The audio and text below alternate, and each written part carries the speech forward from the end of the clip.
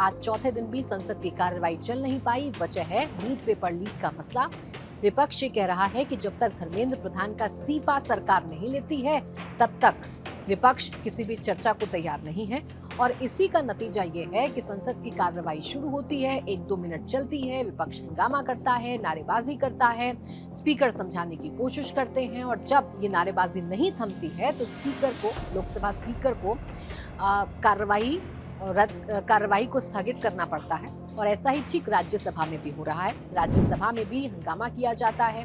राज्यसभा के चेयरपर्सन लगातार ये कहते हैं कि आप हंगामे को रोक दीजिए, लेकिन जब विपक्ष हंगामा करता रहता है, नारेबाजी करता रहता है, तो राज्यसभा की कार्यवाही को भी स्थगित करना पड़ता है। तो ये तो बात रही सदन की। सदन में काम नहीं हो पा रहा है, सदन में कार्रवाई नहीं हो पा रही है, जनता के मुद्दों पर चर्चा नहीं हो पा रही है।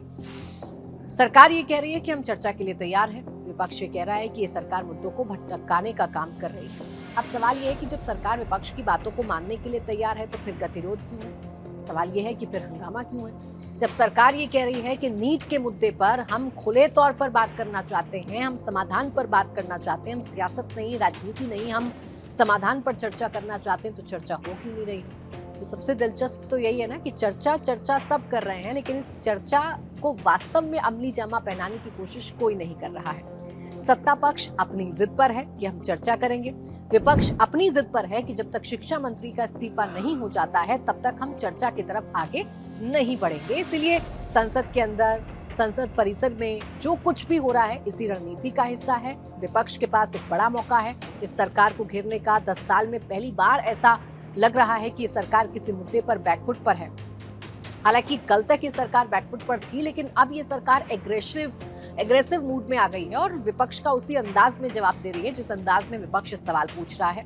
क्योंकि आज जब संसद परिसर में विपक्ष के सांसद लामबंद होकर सरकार के खिलाफ नारेबाजी कर रहे थे, तो सत्ता पक्ष के भी जो सांसद थे उसी एग्रेशन में, उतनी ही आक्रामक तरीके से विपक्ष पर हमला बोल रहे थे। एक तरफ विपक्ष कह रहा था धर्मेंद्र प्रधान इस्तीफा दो, तो दूसरी तरफ सत्ता पक्ष के सांसद ये कह रहे थे कि नीट स्टूडेंट्स का सम्मान करो, चर्चा से समाधान निकालो, संवाद की बात करो। तो ये सब कुछ संसद में चल रहा है, लेकिन संसद के बाहर क्या चल रहा है वो और भी बड़ा है। संसद के बाहर जंतर मंतर पर प्रोटेस्ट चल रहा है और इस प्रोटेस्ट का हल निकालने की कोशिश सरकार कर रही है, क्योंकि सरकार ये जानती है कि ये जनता के सेंटीमेंट से जुड़ा हुआ मुद्दा है, ये जनता के इमोशन से जुड़ा हुआ मुद्दा है, ये युवाओं के फ्यूचर से जुड़ा हुआ मुद्दा है। इसीलिए सरकार से जो गलतियां पहले हुई, सरकार उन गलतियों को दोहराना नहीं चाहती है। सरकार संवाद कर रही है। सोनम वांगचुक से मेदांता अस्पताल में जाकर जेपी नड्डा और जितेंद्र सिंह ने मुलाकात की है। सोनम वांगचुक ने अपनी मांगों भरी एक चिट्ठी सरकार को भेज दी है, जिसमें मांग ये है कि सरकार ये वादा करे कि प्रोटेस्ट कर रहे छात्रों पर कोई मुकदमा नहीं होगा, कोई एफआईआर नहीं होगी, और जिन पर हो भी गए हैं उनको सरकार वापस ले लेगी।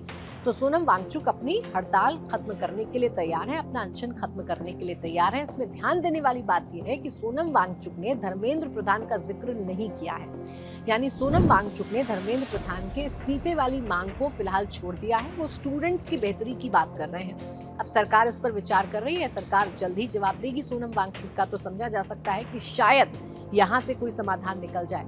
लेकिन सिर्फ एक फ्रंट तो है नहीं। सीजेपी जंतर मंतर पर प्रोटेस्ट कर रही है। वो सीजेपी जिसने सोनम वांगचुक को अपना फेस बनाया था, उन सीजेपी के प्रतिनिधियों ने ये ऐलान कर दिया है कि जब तक धर्मेंद्र प्रधान का इस्तीफा नहीं होगा, तब तक उनका ये प्रोटेस्ट जारी रहेगा।